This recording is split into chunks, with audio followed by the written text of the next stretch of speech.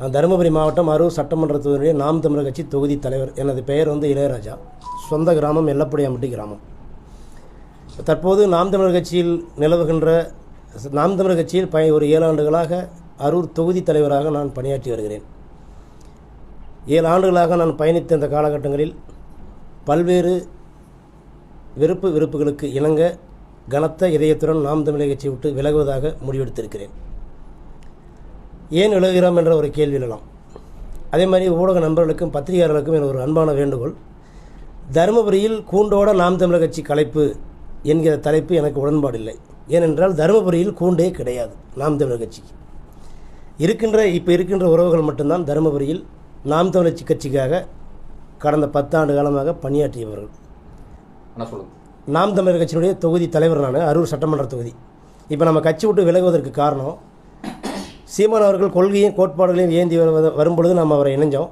இப்போ அந்த கொள்கை கோட்பாட்டிலிருந்து விலகி இருக்கின்ற ஆளுகின்ற இல்லை ஆளப்போகின்ற ஆண்ட தலைவர்களை மிகவும் கொச்சைப்படுத்தும் விதமாக பேசுவதும், சில சாதிகளை நான் சாதியை ஒழிக்கின்றேன் என்று சாதிகளை தரந்தாழ்த்தி பேசுவதும்,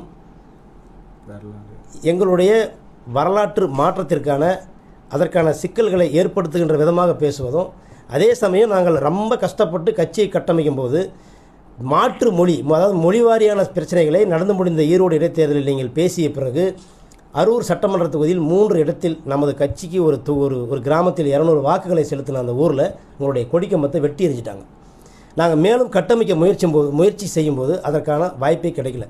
நீங்கள் அடுத்த கட்டமாக பேச எல்லாமே பிரிவினவாதம், மொழியினவாதம் தான்.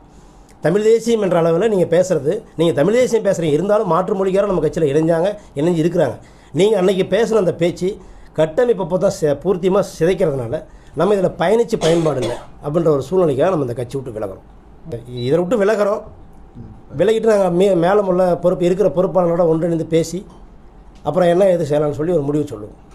கட்டாயம் நாங்கள் மீண்டும் ஒரு திரை கவர்ச்சியை பார்த்து செல்லப் போவதில்லை.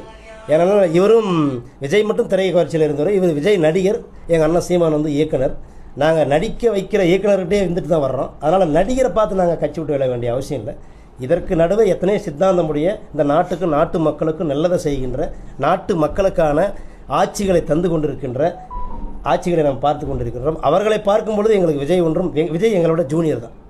விஜயோட நாங்கள் அரசியலில் சீனியர் நாங்கள். அதனால் நாங்கள் விஜய் பார்த்துலாம் விலகலை.